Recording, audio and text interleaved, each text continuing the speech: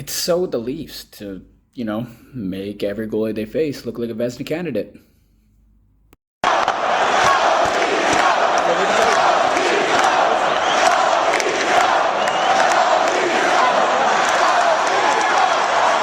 So here we are again after another Leafs game. I watched this one on a delay, so I got to take notes. The little man's at nursery, the wife's at the beach, and me, I watched the Maple Leafs lose 2-1 in overtime to the New York Rangers. But, damn, what a game, what a game. Their highs, the lows, the highs, the lows, the lows. This was a great game to watch. Even with the loss, heck, I enjoyed it. I had fun. Emotional roller coaster, you might say. I messaged the wife after the loss. Said the Leafs lost 2-1. They outshot the Rangers. They outchanced them. And what was her first reaction? Oh no, does this mean Shouty Man's going to be even more shouty? She was talking about Steve Dangle and, Leafs fan reaction. Yes, no doubt he's going to be more shouty. Anyways, let's get into what happened in this game. I took some notes, so I will be looking at my notes that I took. Here we go. So, first period, and the Leafs lines look set for the foreseeable future anyway, because Mikheyev's not coming back for a while. At first, I was hesitant with Ritchie up with Marner and Matthews because I didn't really like how Ritchie was playing with Marner and Tavares, just because he felt so slow out there. But today, it worked. It didn't work as in they didn't score, but they generated lots of chances. He was the big body in front of the net. They just couldn't pot anything past Shesterkin. When Mikheyev is back, though, I wouldn't mind if he gets some chance on there just to add some speed, just because Ritchie does look like a step or two behind. And he's just going to be a workhorse when he comes back from that injury because we need some money contract season. I know I said I'd like to have Bunting in there for the season preview, and I probably still would. But I like him with Tavares and Nylander, and he scored today. So let's get on with on with the game and something that's happened. Apologies in advance if anything is out of order. So early, Leafs get a power play. Austin Matthews, 2 shots on goal. I liked the movement with them. They were on for almost a full 2 minutes. Then what happened? New York Rangers hit the crossbar following a Shesterkin save because Shesterkin made save after save tonight. Where else? Matthews had one really good shift with puck protection. It was honestly outstanding, just using his big body. He's a big boy. What is he, 6'3"? The wrist looked absolutely fine. He did a nice little one-handed pass as he was going behind the net, protecting the puck from the defender. Great movement, great looks. What else happened? Austin Matthews had a one-timer chance. It went high from a feed from Justin Hall, and Justin Hall had tons of time here, and he took all of it, which allowed Shesterkin to get over. And if you're going to take that time, Justin, at least make the pass in the wheelhouse of Matthews. It was too shallow for him. He got under it, went way over the net. It needs to go quicker. It needs to get to him quicker. It does. And if it's not, make sure it's accurate. That was a chance. I thought, we got this. He's got this. Leafs followed that up with a Rishi chance on the following shift, which was nice. In between there, the Rangers did get a break, and Dermott had to make up like a diving, I guess like a diving play, not like last game where he had to dive and like swing his stick, but a diving play to break up a 3-on-2. That was really nice. TJ Brody's rubbing off on him, obviously. Dermott followed that up himself with another good D. I guess his positioning. He stopped the gap. I forget who was trying to get around him, which Ranger. They tried to go through him. Good gap control by Dermott. Took the body. Didn't allow the Rangers player to get to the net. It was honestly great to see, especially because at the beginning of the year he had some struggles. Last game, better. This game, better. 8:30 left in the first, and Kreider almost sneaks one past Campbell, just under his left arm. Muzzin's there to clear. You definitely know Jack Campbell thanked Muzzin after that, but there was not too much panic there. The Rangers didn't pressure the net at all at that time. Though the next shift, they definitely did. Campbell made a great poke check. He did take a bump, which is not good, considering all the Leafs have is Michael Hutchinson now. Speaking of that, though, I was listening to the Steve Dangle podcast today before I watched the game, as I took my son for a walk with the dog. And they mentioned due to the Leafs signing Alex Bishop to that amateur tryout, or the ATO, I think they called it, they can now have Hutchinson up the entire time while Mrazek is out, and there's absolutely no impact on the cap. So the risky move definitely paid off. It wasn't like the Avalanche who played a man down. Toronto risked it, and it worked out. Anyway, carry on. Next chance in the game was definitely the Rangers with about 6 minutes to go, and it's Mika Zibanejad. He rings one off the post. Oh, no, he rings it off the post, hits the camera at the back of the net. It was a wavering knuckler that just went over Campbell's glove. Campbell just doesn't get enough on it. Goal. You know what happened, basically? I kind of whiffed on it, I guess. But how did this happen? Well, Campbell didn't get enough on his... He played the puck behind the net, tried to feed it around. There wasn't enough on it. The winger didn't react in time, so he was basically stagnant. He was stuck in the mud. So he didn't... what would you say? He didn't react to the puck speed, I guess. Yeah. And he was just too late.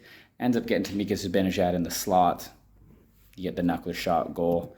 And the Leafs definitely deserved their fate after that one to make it 1-0 Rangers.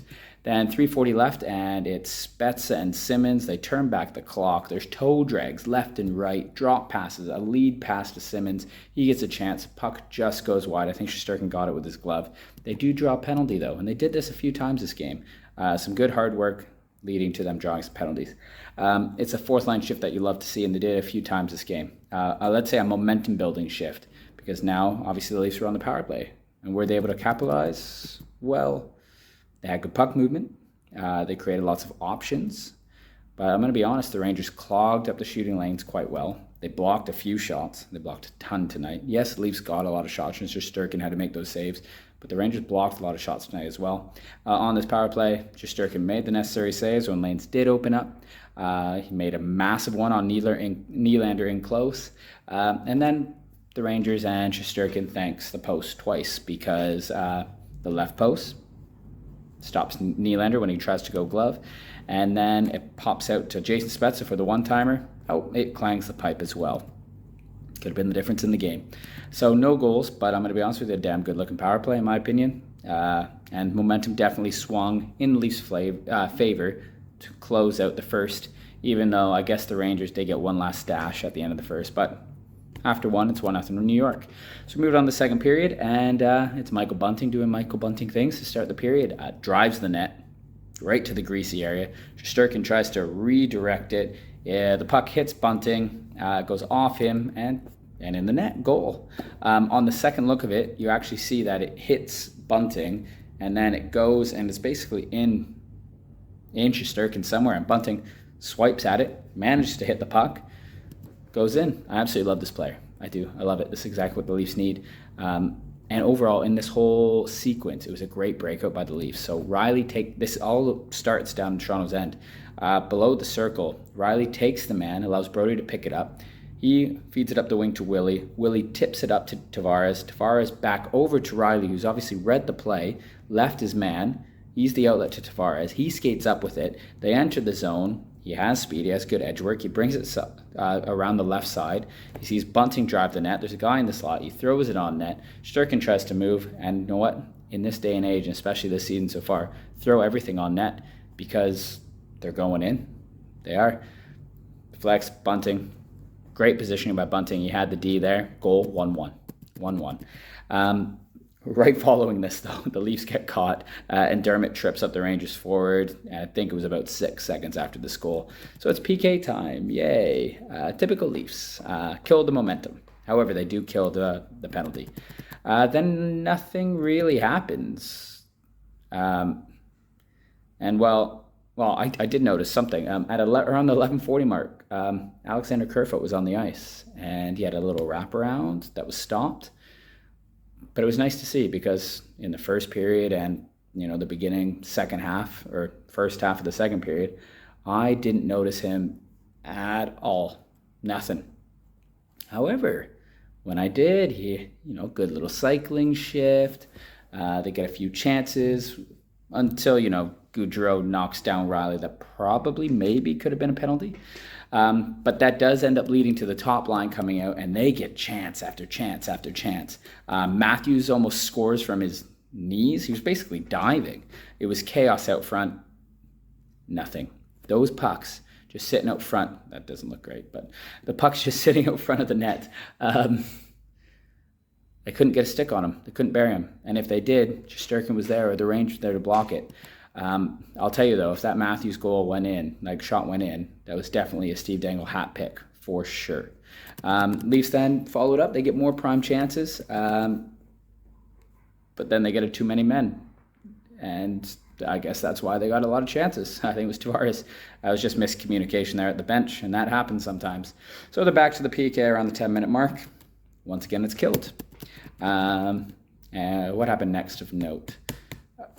Let's check. William Nylander made Philip Hedl look like the wacky waving inflatable two-man. He was just standing there at the Rangers blue line, or just inside.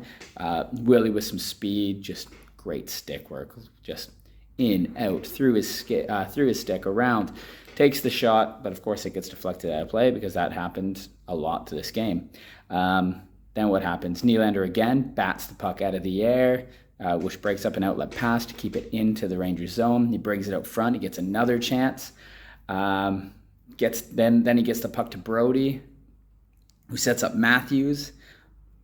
He gets stopped again. Honestly, William Nylander is on another level this year. And that shift didn't stop. It continued when Willie finally went off. So after Matthews one chance, gets another chance, he gets robbed again with the left pad as Shesterkin extends it out. Then somehow Riley's there. Rebound, can't get it up. Shesterkin shoves out the left pad again, makes a save on the rebound. Then Matthews gets a one-timer. Boom, hits Shesterkin in the shoulder. Honestly, at this point, I stopped breathing. I know the Rangers did. The Leafs didn't allow them to breathe. And the Leafs kept going. And then they throw their fourth line out, and they just go at it. Simmons and company. Simmons gets a chance at stop. And then finally, just like in the first, the New York Rangers take a hooking penalty to stop the play. Leafs are back off to the power play at 3:18 left in the second period. And this power play, well, Riley gets stopped from a point shot. Not much on it, and no one in front of the net, so that's not good. I know Tavares waved at it with his stick, but nowhere near. Shesterkin's not letting that in, especially how he was playing earlier. Marner gets stopped at the top of the circle. I do think he needed to be a bit more central. He was a little bit too close to that top left circle. Not enough space with him and Matthews, and he's not going to get enough on it from that little one-timer wrist shot kind of thing. Then JT wins his 11th of 13 face-offs at this time, and the refs make it oopsie because they miss Greg McKegg definitely playing the puck with his glove. That's a penalty off the draw. It should have been a 5-on-3. It wasn't. The refs can't miss that. They can't. Regardless, Leafs get the puck and the movement continues, and Riley gets stopped for the fourth shot on the power play. But a 5-on-3 would have been really nice. Leafs were out for way too long. I think they were out for the full 2 minutes. It almost becomes costly. Campbell needs to be sharp on I'm going to call it a soft 2-on-1. Basically, the defender did get back to take that second man. Mika Zibanejad is stopped again by Campbell. That happened a ton this game.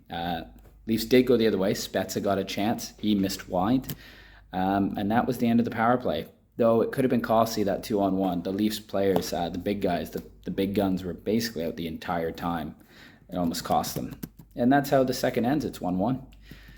So at the end of the second, the shots are 29-12 for the Leafs as we go into the third. And start the third, Sandin.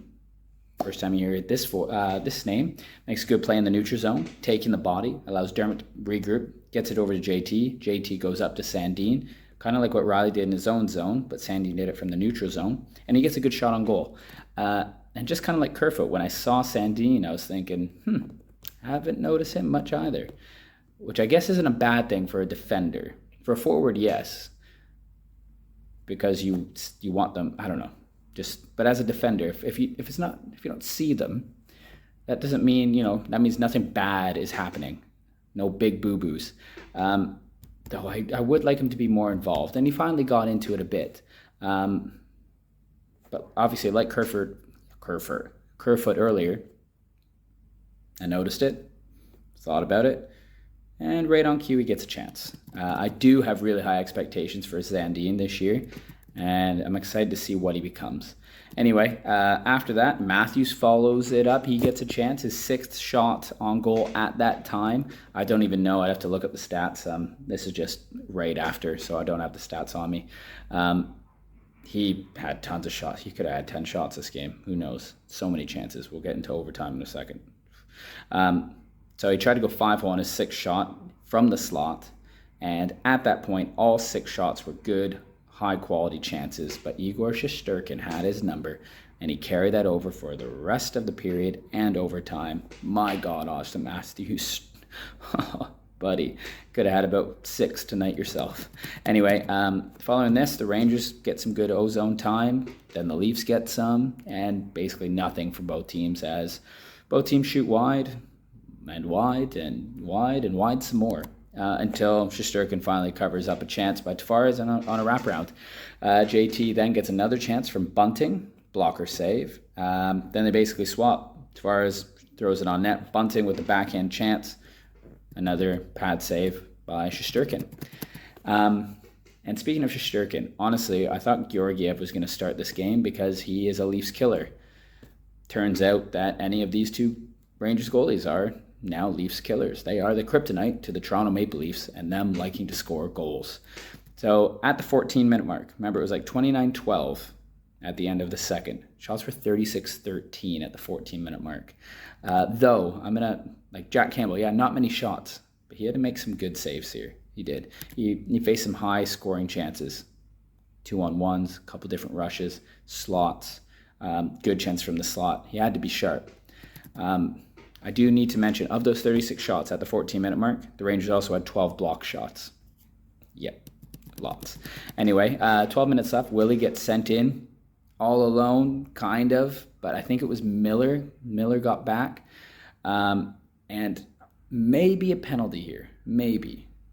Probably a penalty if you go by what happened with John Tavares and Connor Brown, I think game 2 versus the Senators, where he got that penalty where he lifted the stick at the glove. Now, again, I haven't seen the replay, so this is just from while watching. This is what I thought anyway. However, I didn't think John Tavares' penalty was a penalty. And at this point in the game, my hockey mind, I didn't think it was a penalty. Now, if we were going by what happened with before and how they called it in game 2, then it should have been. Maybe it was a hook, but you can't. I'm fine with it. Refs thought it was fine. No call. Okay, cool. The only bad thing is the Rangers went the other way, and Campbell had to make a huge save on Sammy Blais from that beautiful gaucher feed on another. How do you get? Was it a 3-on-2? Then ended up being a 2-on-1 within Toronto's own blue line. Then what happened? Oh, there's a point shot, traffic in front. Good thing Campbell held it. Nerves were very high at that point. I'm sure if I was a fan in the stands, I would be freaking out. And by freaking out, I just sit there silently, to be honest with you. It'd be my wife freaking out. But palms definitely began to sweat. So thank you, Jack.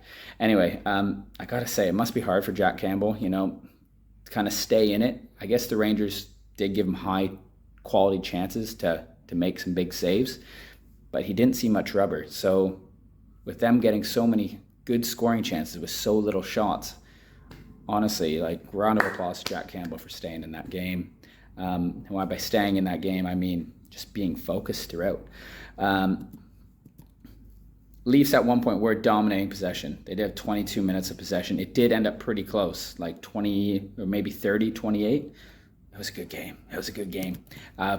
Rangers, I'm going to give them credit. They had huge spurts, just like the Leafs. Rangers hemmed the Leafs in their own zone. Leafs hemmed the Rangers in their own zone. Anyways, let's carry on. There was at one point I thought the Leafs were going to lose in regulation because, of course, in a game like this, when you're out shooting the opponents, 8:14 left, Muzzin gets a hook on Kreider. Rangers off the power play, but David Kampf, I don't know how you're going to say it or how you're supposed to say it, but this must be why the Hawks fans loved him. the man wins draws. He PKs so damn well. You know, he did have like, I think 2 giveaways tonight. However, they weren't, costly. But him on the penalty kill, you get him and Jason Spezza. Who's going to take the draw? Who cares? One of them's going to win it. It's great. Anyway, tail end of the PK, Adam Fox, Norris Trophy winner Adam Fox, feeds Mika Zibanejad with that big new contract. And Riley sacrifices the body. What a block. My gosh, what a block. Following that, they kill the penalty. 4th line's out. And Spezza and the 4th line get another chance. Spezza's on his back, and he just misses. Then it goes the other way, because that's how the game went. And Campbell has to make a huge save on Mika Zibanejad from a feed by Panarin at the hash marks. So these are these high-scoring chances that you need to be ready for. And I'm going to say this is a perfect example of reaction time, which I'll definitely be showing my GCSE PE kids next week. I'll say this, not much rubber was seen by Jack Campbell, but the suit chance, wow, were they well-deserved, and I wish the Leafs would have won it for him here. Not a lot of shots against, but big quality saves. But I guess if you flip the script, New York Rangers would be the exact same way with Shesterkin. Just he had which felt like 10 times the shots. Anyway, end of third, 1-1. This game is off to OT, and I messaged my friend just saying, what a game.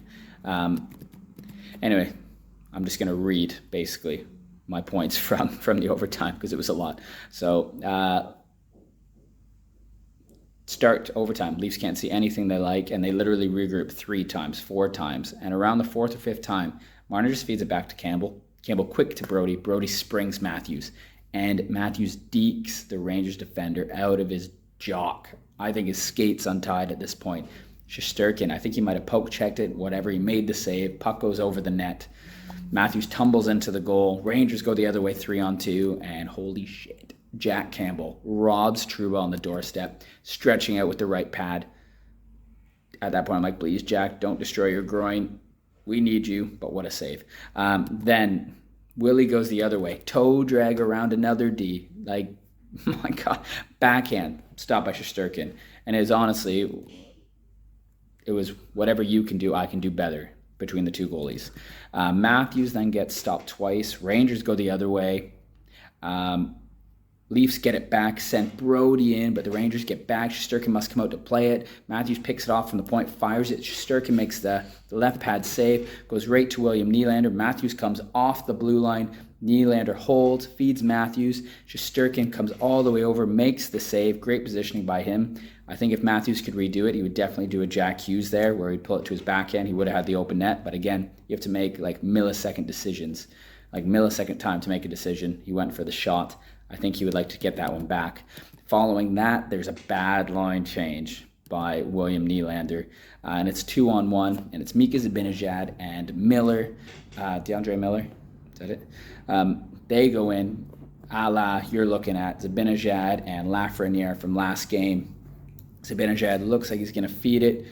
Brody's there, so he sprawls out, takes away the pass. Zibanejad goes for the glove. What a great save by Campbell. Soup snags it, but then off the draw. Puck goes up, kind of hits Tavares' glove. He thinks it's in him, so he's looking down as he's skating forward. It drops to Zibanejad. He just kind of whacks it over. Panarin hits it out of the air, fires it far side. Goal.